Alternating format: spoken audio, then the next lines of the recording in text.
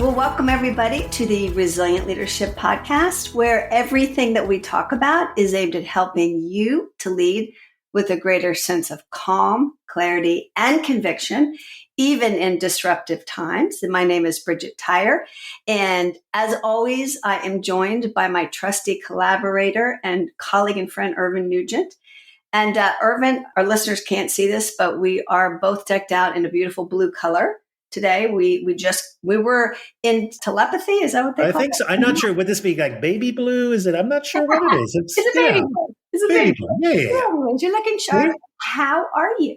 I'm doing fabulous. It is December. We're near the end of the year. At least as we record this, it's December. And I'm scratching my head thinking, how do we get here so quickly? There's a nip in the air and there's the scramble to get to the end of the year, but things are really, really well. Thank you very much. How about yourself?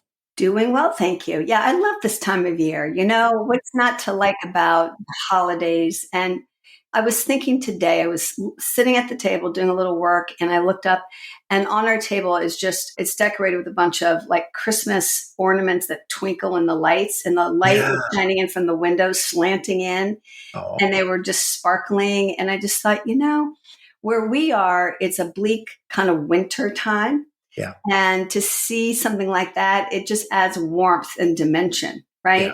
Yeah. Totally. I love it. Let's talk about what we're going to talk about today. What's in plan for our conversation? Well, we have been talking about the 6 pitfalls that derail good managers. And in part 1, we covered 3 of them, right? Mm-hmm. And what were those 3? It was a failure to delegate fully. It was overfunctioning, and it was fusing with followers. And Irvine, I don't know about you, but I had a couple of clients listen to that episode and give us some good positive feedback saying, oh my gosh, that was so helpful. And so we're going to add to that conversation today because there are 3 other really common pitfalls that can prevent you as a manager, as a leader, from scaling your teams and from really fulfilling your own potential. So what are those? Drum roll, please. What are those 3 that we're going to cover? The first one is a failure to manage up. So that's a critical one, not something that I think many people are taught and yet vital to our success. Number 2 is a lack of clarity around expectations. Most managers, I think, believe they've been clearer than they actually have been. And when we're not clear about expectations, breakdowns occur.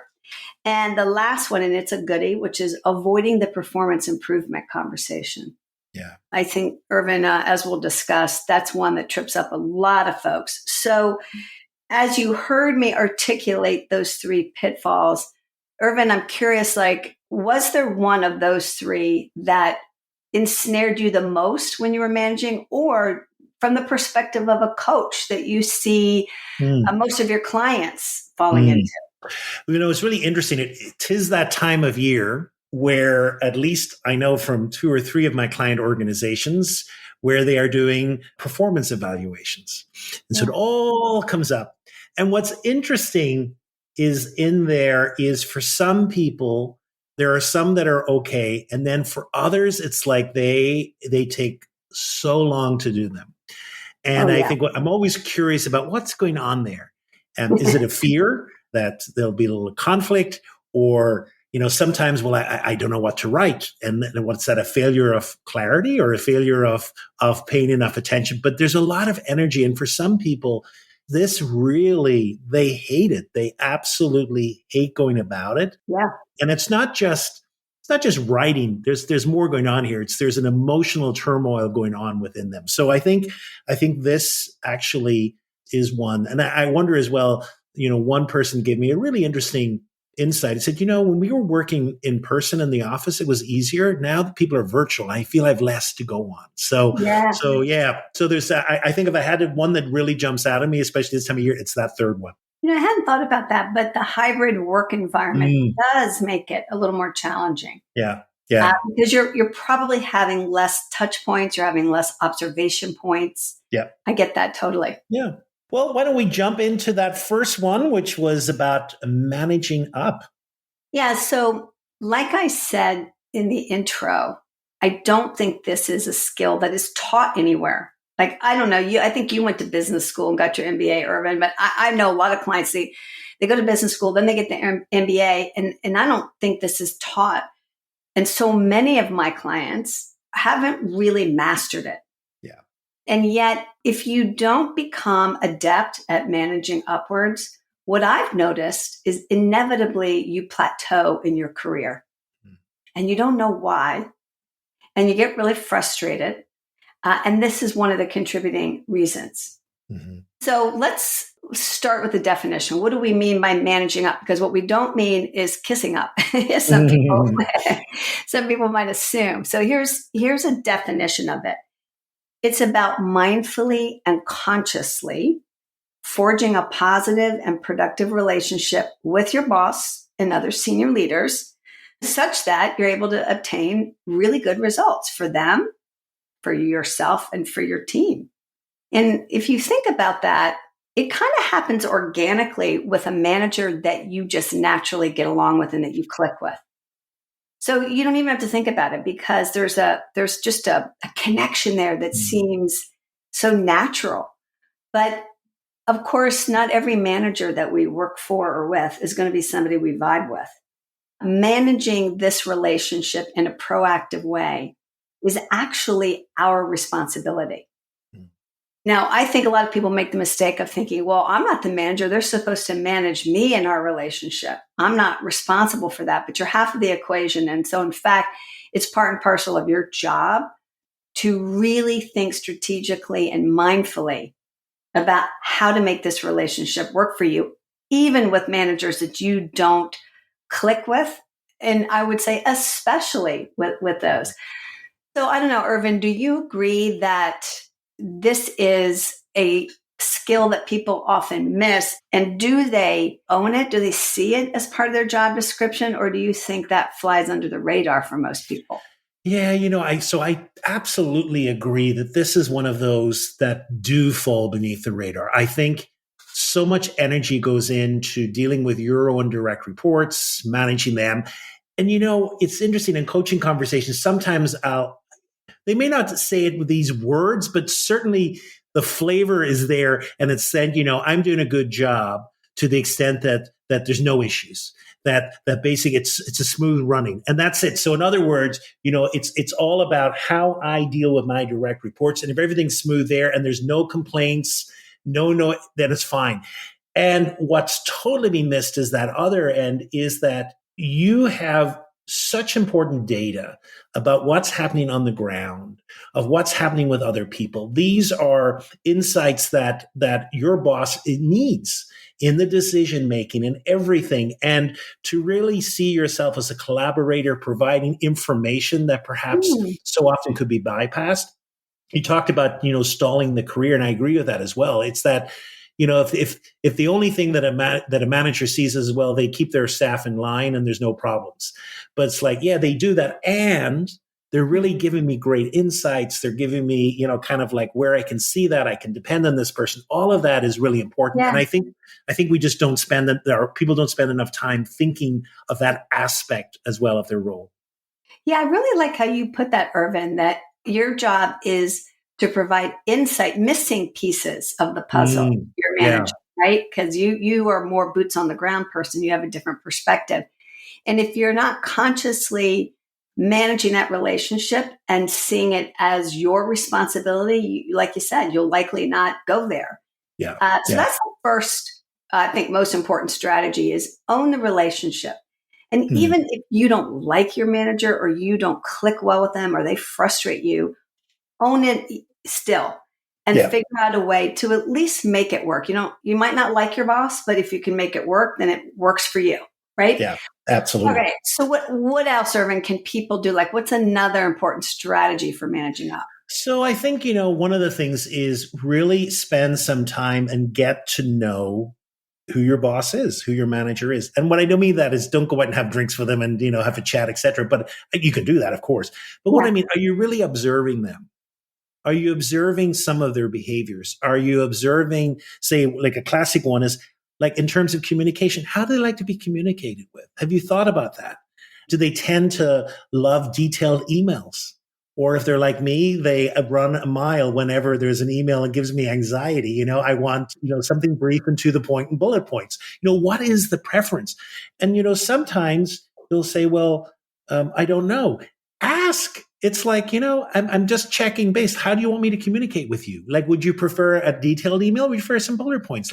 So really, take some time. Are they a type of person that if there's a problem happening, they need to know it immediately? They want to know right in at the very beginning, or would they prefer that you're taking some role in that and then coming with some solutions and coming, a little bit further down the line?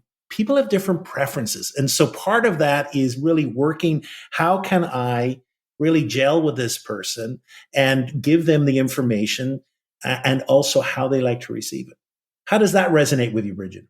Spot on for me. It's really about being a student, right, of your boss. And we talk a lot in this podcast about being an observer of oneself. I think what we're saying here is turn that spotlight outward and be an observer of your boss. Yeah. And ask, like you said, love that. I think another strategy that goes hand in hand with that is making sure that you are proactively managing and meeting expectations and don't assume. Like you said at the beginning, well, I'm going along and I'm managing my team really well, so I assume no news is good news. And truly do you know what your boss expects of your role, what success looks like at your level? Yeah. Your role. And if you don't, ask. And then what about more specific granular expectations for the work and the deliverables that you're doing? Yeah. Do you have shared understanding of that? And if not, again, you could sit back, cross your arms and say, well, they're not doing it and it's their job. And that's true. We're going to talk about that in just a minute, but that doesn't serve you well. Yeah. So own that and get the clarity that you need to manage and meet expectations. Absolutely. I think that's key. Yeah. So, Irvine, any other final thoughts or strategies for this? One of the situations that you can find yourself in between your own direct reports and then your manager is that's very often they're initiating or managing change. And so how do you respond to that initiative request that comes down the line? And I think you may not agree, you may not like what is happening, but I think it's important for you to be able to take a constructive mindset to it and, really what's happening here? What do I know? What don't I know? Can I really partner with my manager around this change? Show them that you're flexible, you're willing to kind of understand where this is coming from, and you're willing to convey that as well with the direct reports. And then the other thing is to have like a strategy that you're able to bring up to them maybe some flaws, maybe some things that haven't been thought about, etc. And to do that in a way that is, again, a partnership rather than poking holes in something or, hey, you haven't thought about this and this is going to be a disaster, etc. And that aggressive approach. But really, so that the manager really sees you as someone that's really trying to make this initiative successful and bringing up things that perhaps just weren't thought about. Yeah, you know what? That brings to mind an example of a client who did that. Now, I know I shared this example in a recent training that I just did.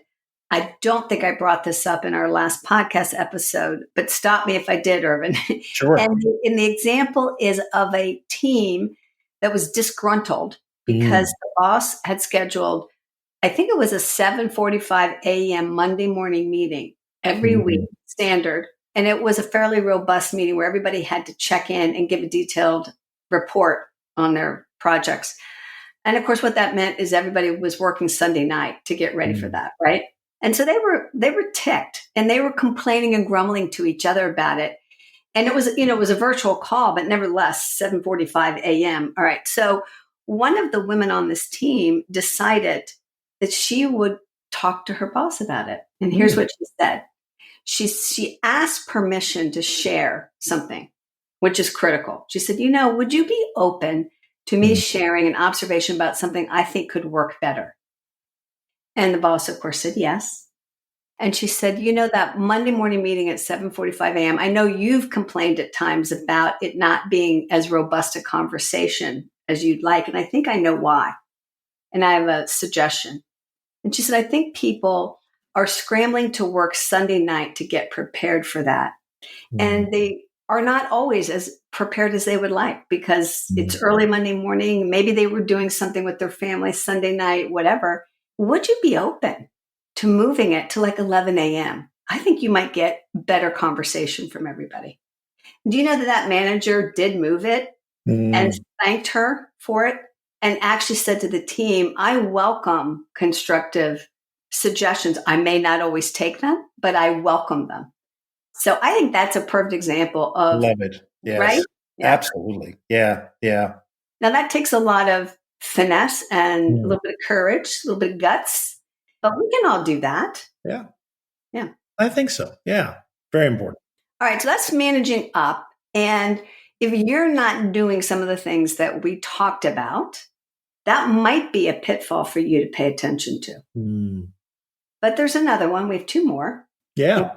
And the next one, Irvine, I'd love to hear you give some thoughts on this, and that's the lack of clarity around expectations. Yeah, this is so important because at times I feel that we can lull ourselves in to an understanding that we have been crystal clear about everything, and we really haven't.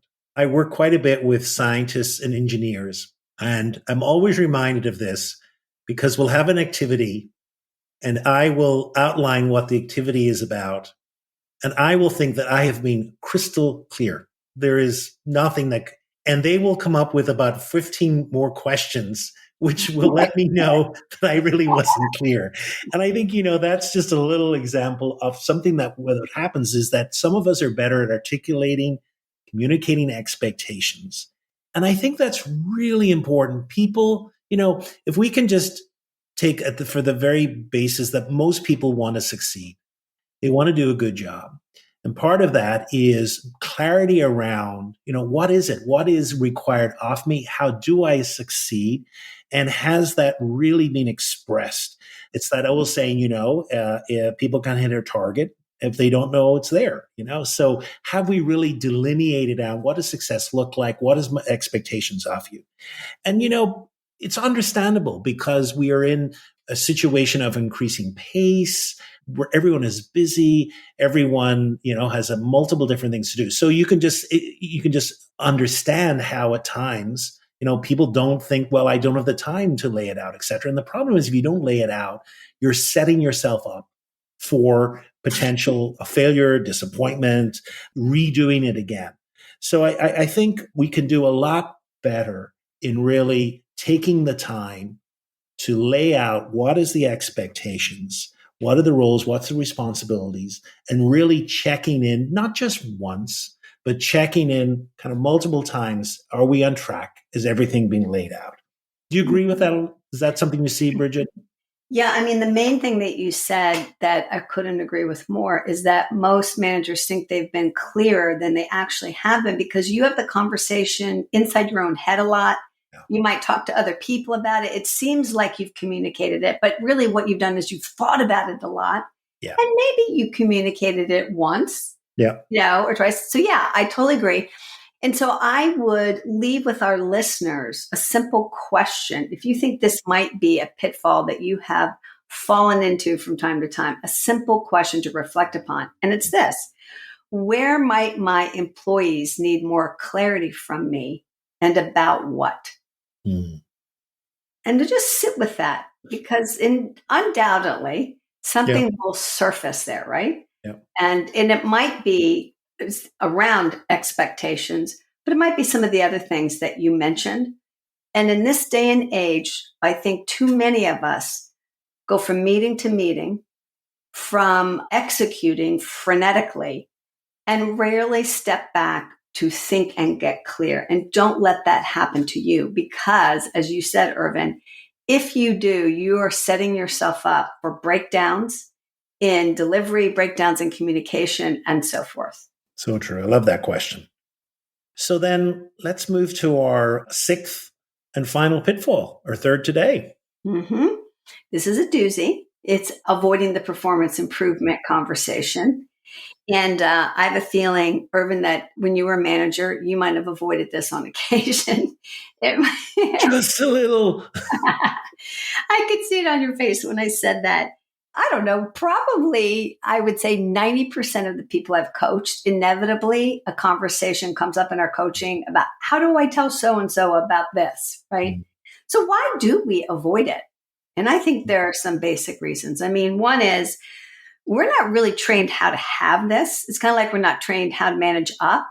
There is training like crucial conversations and things like that, but you might get that 1 year and then you forget about it. So how do you have the conversation? And then it never seems to be the right time. Oh, I'll get to it later. We're really busy, or I won't be in the office or they won't be in the office. So there's never the perfect time. I think many of us are deeply uncomfortable with tension and conflict, and we avoid it like the plague. Yeah. So there's that. And I think sometimes we're afraid. We're afraid of how the other person's going to react. Yeah. Maybe, because we probably had this conversation before with somebody else and maybe they got defensive. Yeah. Maybe they got very emotional. Perhaps they just shut down entirely. And then last, I think we're worried about how we're going to be perceived because, there is an innate desire within all human beings to be liked, to be well thought of, to be popular amongst our colleagues. And this kind of conversation doesn't necessarily yield that, right? Yep. So, Irvin, you already admitted you avoided this conversation when you were managing people. Which of those reasons for avoiding it do you think were most at play for you?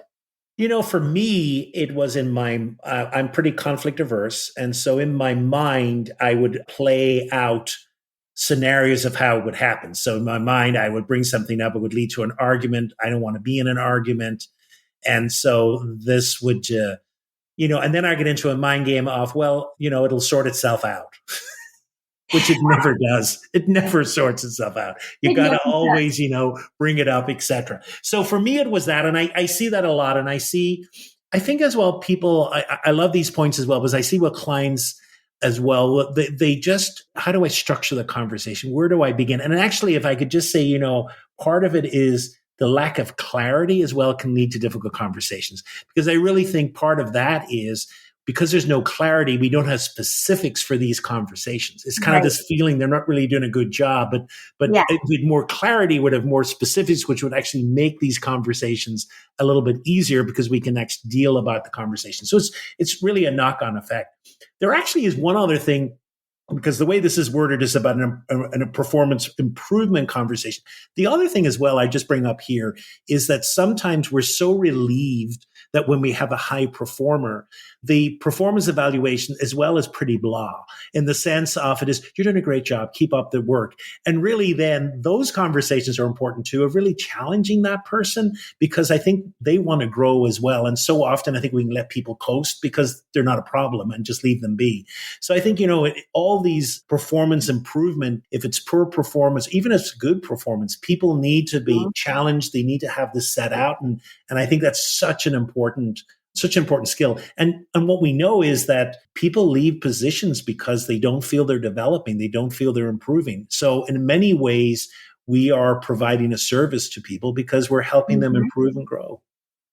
I hadn't thought about that last point, but it's so true. Even if you have somebody who's performing well, what is the next horizon for them? Yeah, that's great. Well, what you just said leads in perfectly to what I think are a couple of ways that we can get past some of these obstacles. And because you said sometimes, we don't have the clarity that we need to have it, right? Yeah.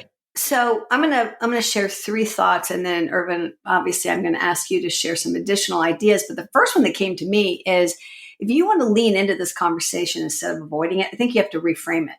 If you're avoiding it, you have the wrong frame around it.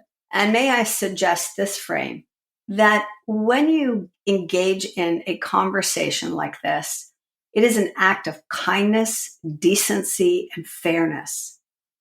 After all, if somebody is not reaching a target, either in terms of like efficiency or effectiveness or quality, or perhaps a behavioral issue, like they rub their colleagues the wrong way in meetings. They tend to be abrasive, for example, and you don't share that with them, that's probably the most unkind thing you can do.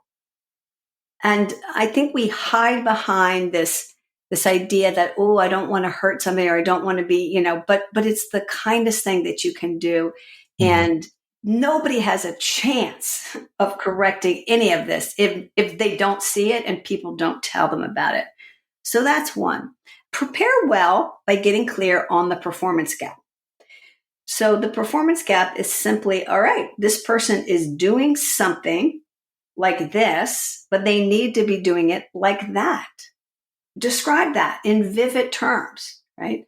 So right now, when they show up for meetings, they often make statements in a way that comes across as either very challenging of others' opinions or defensive of their own. And what they need to start practicing is a more collegial way of conversing. And you draw that out for them and you explain that to them, right? Mm-hmm.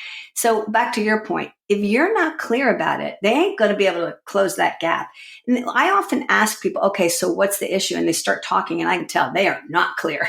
There's like 5 different things and then the kitchen sink is thrown in too. Yeah. Because if you've been avoiding the conversation, there's probably many things you could say, but just get clear on a performance gap that if they could close it would be helpful. And then the last thing I'll say is, I think if we connect these conversations to what our employees care about, they go so much better. Mm. It's like, what do you know about this employee in terms of their aspirations, their hopes, their desires, their interests? Do they really long to be promoted? Are they so interested in getting staffed on a different project? I mean, what is that? And help them see how closing this gap will make those cares much more likely. Yeah. So I don't know, any other thoughts, Irvine, that you have to add? No, one thing I just throw out is, very often we're used to the language of your annual review. And I think that can lead some people into the foolhardy belief that it is an annual conversation once a year. Yeah. And really what this should be, this is a continuous conversation. And I think to the extent that there is no this one big conversation that's a hurdle. It really becomes a continuation of many conversations we've had. And people on the whole love feedback.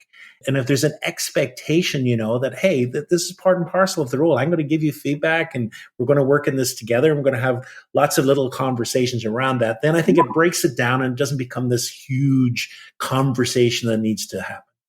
Yeah, that's a really good point.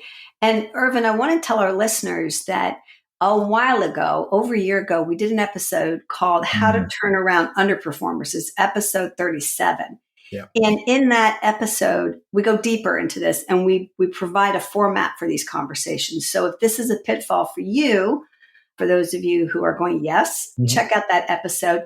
Also, we talked about another pitfall just a few minutes ago about managing upwards. And we did an episode on that about a year and a half ago. And that was episode 42. Yeah. So some additional resources for folks. So Bridget, we always have a practice. What do you suggest today? Okay, so today's going to be easy because it's going to echo the practice from the previous episode. And we called it Pick Your Pitfall. Okay. So we discussed 3 pitfalls today: failure to manage up, a lack of clarity around your expectations, and avoiding the performance improvement conversation. I dare say that one of those 3 is a bit of an Achilles heel for you, our listeners. And which one is it? Pick it. And then in the next 2 to 3 weeks, be really mindful of that. Write it down on a little yellow sticky, put it on your laptop or something, and pay attention to it. And that's the only way we can avoid these pitfalls is if we bring our mindfulness to them. Yeah. I love that. Absolutely. Well, Bridget, thank you for a great conversation today. Hopefully our listeners are mulling over some of these pitfalls, and one of them, I'm sure, resonates with you, either failing to manage up or a lack of clarity around expectations, or perhaps maybe avoiding that performance improvement conversation. And hopefully you just have a little bit of time to mull over it and some strategies on how to correct that. hopefully, wherever you are, you're having a wonderful day or about to have a wonderful day. And Bridget, thanks for the conversation. Always great to connect. And we look forward to our next episode, which it's all about change, because change is coming. It is indeed. Irvine, thank you. And listeners, take care. Thanks for joining us. Bye now.